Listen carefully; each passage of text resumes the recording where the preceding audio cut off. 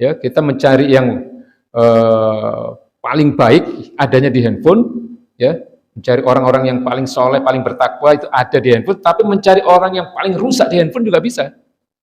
Ya, dan biasanya anak-anak muda itu lebih lebih sering mereka itu tertarik dengan hal-hal yang nggak benar kan, kalau nggak ditanamkan keimanan atau ajaran-ajaran agama yang benar. Ya, ini memang berat tugas kita hari ini. Ya, termasuk juga media, televisi yang masuk ke rumah-rumah kita. Ya.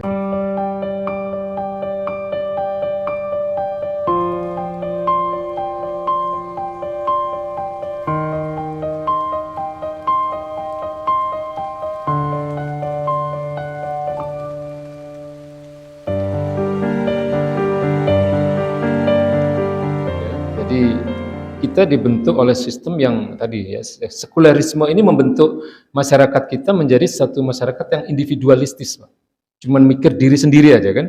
Ketika ada orang melakukan kemaksiatan, ya sudahlah itu kan urusan dia. Kan banyak orang berkata begitu ya. Itu bukan urusan kita, udah biar aja lah gitu ya.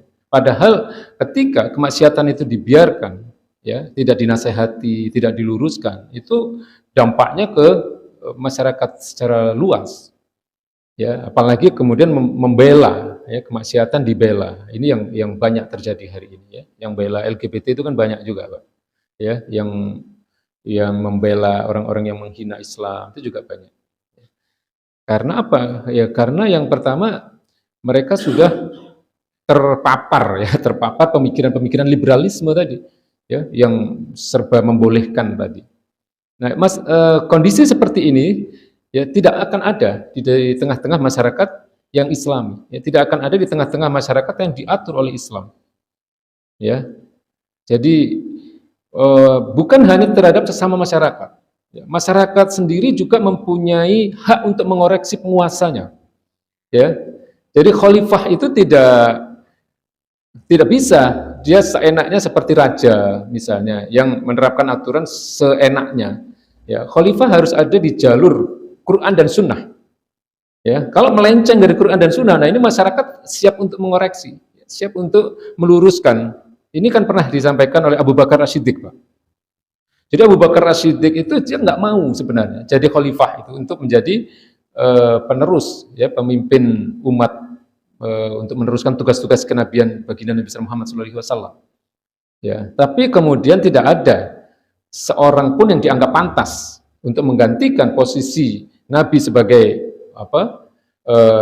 pemimpin umat Islam itu kecuali Abu Bakar As-Siddiq. Seluruh sahabat aklamasi, ya, sepakat untuk menjadikan Abu Bakar As-Siddiq sebagai khalifah pertama.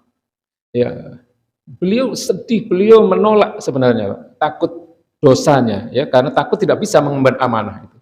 Lalu yang beliau sampaikan kepada para sahabat itu adalah, baik aku terima, ya, amanah ini, ya, tapi ya jika aku berada di jalan Allah, ketika aku berada di jalan sunnah Rasulnya, ya, ikutilah aku. Tapi sebaliknya jika aku menyimpang, ya, dari jalan Quran dan Sunnah, ingatkanlah aku.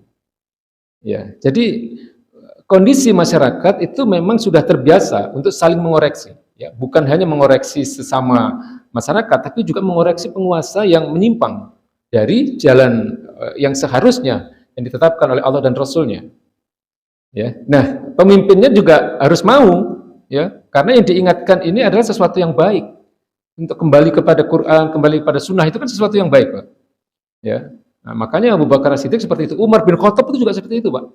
Ya, Umar bin Khattab itu takut sekali dia ketika menerima amanah menjadi khalifah pengganti Abu Bakar As-Siddiq ini. Ya, beliau marah, ya. Marahnya itu bukan marah marahnya itu karena ketakutan. Beliau katakan, apakah kalian akan menjerumuskan aku ke neraka dengan kepemimpinan ini? Ya, karena seorang pemimpin itu kalau dia benar, ya, itu pahalanya jauh lebih besar. Ya, masuk surganya lebih cepat dari orang lain. Tapi kalau seorang pemimpin itu melakukan kesalahan, dosanya juga lebih besar. Ya, masuk nerakanya juga lebih cepat. Ya, nah ini orang-orang yang bertakwa itu berpikirnya seperti itu, Pak. Ya, jadi Umar bin Khattab itu nggak mau dia jadi pemimpin, ya. Karena kalau tidak amanah, ya, dia akan mendapatkan hukuman yang jauh lebih berat dari orang-orang biasa. Ya, nah, maka disitulah peran sesama umat Islam untuk saling mengingatkan, ya, dalam kebaikan. Ya, al-amru bil ma'ruf wan nahyu 'anil munkar. Ya, menyeru, mengajak kepada kebaikan dan mencegah dalam hal-hal yang sifatnya kemungkaran atau kemaksiatan. Ya, karena tahu Pak, amar ma'ruf nahi mungkar, mengingatkan dalam kebaikan, mencegah kemungkaran ini pahalanya besar sekali. Ya, dan ini juga perintah, ya, dari Allah Subhanahu wa taala, ya. Wa takum minkum ummati yad'una ilal khairi wa ya'muruna bil ma'ruf wa yanhauna 'anil munkar wa ulaika humul muflihun. Ya, dan hendaklah ada di antara kamu segolongan umat yang menyeru kepada kebaikan, ya, al-amru bil ma'ruf, ya, wa nahyu 'anil munkar, dan mencegah kemungkaran, ya, wa ulaika humul muflihun. Ya, atau ayat yang lainnya, kuntum khairu ummatin ukhrijat linnas ta'muruna bil ma'ruf wa tanhauna 'anil munkar wa tu'minuna billah. Ya, kalian itu umat terbaik. Allah katakan kalian itu umat terbaik. Ya, khairu ummah ukhrijat linnas, yang dilahirkan untuk manusia. Ya, kita umat Islam harus bangga, Pak. Sebenarnya kita ini umat terbaik. Ya, cuman kalimat selanjutnya dari ayat ini sebenarnya merupakan syarat. Ya, ta'muruna bil ma'ruf wa tanhauna 'anil munkar wa tu'minuna billah. Ini tiga hal yang seharusnya menjadi syarat. Kalau umat Islam melakukan ini, ya, kita akan menjadi umat terbaik. Ya, tapi karena kita tidak melakukan ketiga syarat ini, ya, hari ini kita bisa melihat umat Islam, ya, belum, ya, menjadi umat terbaik. Artinya tidak memimpin. Ya, apa syaratnya? Yang pertama, umat Islam harus terbiasa melakukan amar ma'ruf nahi mungkar, ya. Ta'muruna bil ma'ruf wa tanhauna 'anil munkar wa tu'minuna billah, dan beriman kepada Allah dengan benar. Ya, beriman kepada Allah dengan benar. Artinya bukan hanya sekedar menyembah Allah dalam ibadah sholat, ya, tetapi juga mengimani hukum-hukumnya, mengimani syariatnya, mengimani ayat-ayatnya sepenuhnya, seutuhnya. Ya, inilah yang dikatakan oleh Allah Subhanahu wa taala sebagai hal yang bisa menjadikan umat Islam itu menjadi umat terbaik. Ya, kalau kita lihat kata kuntum, ini kalau dalam nahwu shorof itu berasal dari kata kana. Kana dan antum menjadi kuntum. Nah, ini maknanya kalau kita lihat di terjemahan, biasanya diterjemahkan adalah. Ya. Tetapi di sisi lain, ya, ada terkandung makna lain, yaitu makna yang merupakan syarat dari suatu keadaan. Ya, yang syaratnya adalah ada di kalimat berikutnya. Ya, kan ini dikatakan kuntum khairu ummatin ukhrijat linnas. Ini pernyataan kan? Ya, kalian adalah umat terbaik yang dilahirkan untuk manusia. Nah, kemudian kalimat berikutnya ini syaratnya. Ta'muruna bil ma'ruf wa tanhauna 'anil munkar wa tu'minuna billah. Ya, jika kalian menyeru kepada kebaikan, mencegah kemungkaran, dan beriman, ya, kepada Allah dengan sebenar-benarnya. Nah, karena adanya faktor saling mengoreksi, saling mengontrol inilah yang akan menjadikan masyarakat itu menjadi orang-orang yang bertakwa. Ya, orang nggak berani, Pak, melakukan kemaksiatan secara terang-terangan. Ya, nggak berani. Ya, kalau hari ini orang melakukan kemaksiatan secara terang-terangan, berani nggak? Banyak sekali. Ya, kita melihat itu semakin hari semakin mengerikan ini hidup ini, Pak. Ya, kalau kita lihat di televisi itu, ya, anak-anak muda itu sudah jadi pembegal, ya, anak-anak muda bisa membunuh, ya, umur masih belum dewasa sudah melakukan perzinahan dan seterusnya, ya, karena memang mereka dibentuk oleh sistem, ya, sehingga berat para orang tua ini untuk menjaga, ya, anak-anak itu, ya, dan ini memang tugas kita lebih berat memang dibanding masa-masa kenabian, masa sahabat, masa tabi'in dulu, karena situasi umumnya ini mendukung. Kalau hari ini memang situasi umum tidak mendukung. Ya, jadi tugas kita menjaga anak-anak kita untuk menjadi anak-anak yang baik, ya, berdasarkan nilai-nilai Islam, itu memang tidak mudah. Ya, kita di rumah bisa ngomong menasehati mereka, tapi ketika mereka di kamar, mereka buka handphone itu isinya kalau nggak dijaga imannya, Pak, bahaya itu, Pak. Karena di handphone itu, ya, kita mencari yang paling baik adanya di handphone, ya, mencari orang-orang yang paling soleh, paling bertakwa itu ada di handphone, tapi mencari orang yang paling rusak di handphone juga bisa. ya. Dan biasanya anak-anak muda itu lebih lebih apa ya, lebih sering mereka itu tertarik dengan hal-hal yang nggak benar kan, kalau nggak ditanamkan keimanan atau ajaran-ajaran agama yang benar. Ya, ini apa, memang berat tugas kita hari ini. Ya, termasuk juga media, televisi yang masuk ke rumah-rumah kita. Ya, itu juga kalau nggak diawasi anak-anak kita, ya, nggak dijaga, nggak diberitahu, nggak dinasehati, ini benar, ini salah, itu bahaya. Harus didampingi anak-anak kita itu, Pak. Ya, karena ini jadi contoh, Pak. Ya, jadi contoh. Kalau kita lihat pembawa-pembawa acara di acara-acara apa, acara-acara yang melibatkan berita-berita tentang artis misalnya, pemberitaan-pemberitaan, itu kan pembawa acaranya itu yang laki-laki, mohon maaf ya, nggak ada yang benar kalau saya lihat, ya. Laki tapi melambai-lambai gitu kan, gimana ya? Saya itu pernah, Pak, ya, kalau waktu Lebaran itu mudik ya ke Surabaya, waktu itu belum ada jalan tol. Jadi beberapa kali sempat ngelihat ada perayaan di beberapa daerah gitu ya. Daerah ya termasuk desa kalau saya bilang ya.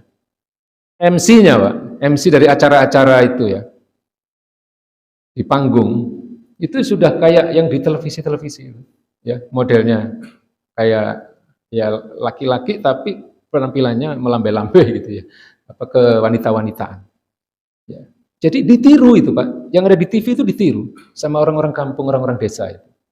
Ya. Nah, sementara yang di televisi itu kalau nggak begitu dia nggak dapat job, ya, karena itu dianggap sesuatu yang unik gitu kan. Ya, mereka apa namanya, diambil jasanya sebagai pembawa acara, sebagai MC di TV-TV itu karena perilakunya yang seperti itu, ya. Karena itu yang mendatangkan perhatian, yang mendatangkan pemasang iklan, yang mendatangkan uang bagi televisi, ya. Ya, jadi jauh sekali dari pemikiran-pemikiran Islam, perasaan-perasaan Islam, ya, jauh, ya. Beda dengan pada masa-masa kenabian, masa sahabat, ya. Orang tidak berani melakukan kemaksiatan secara terang-terangan, itu tidak berani, ya. Bahkan orang-orang munafik pun, ya, mereka itu istilahnya apa ya, menyembunyikan kemunafikannya. Kalau sekarang ini kan orang munafik itu terang-terangan, Pak. Iya kan? Orang-orang munafik itu melakukan itu dengan terang-terangan. Ya.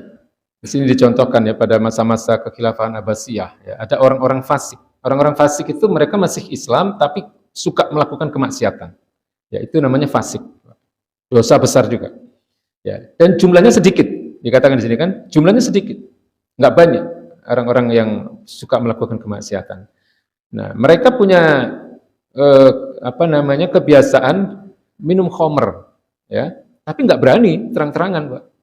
Ya, nggak berani terang-terangan. Mereka mendatangi orang-orang Nasrani karena orang Nasrani kan nggak mengharamkan khamr. Ya, mereka secara diam-diam mendatangi orang-orang Nasrani, ya, yang merupakan kafir zimmi. Jadi kafir zimmi itu orang-orang kafir yang ada di bawah aturan apa namanya, negara Islam.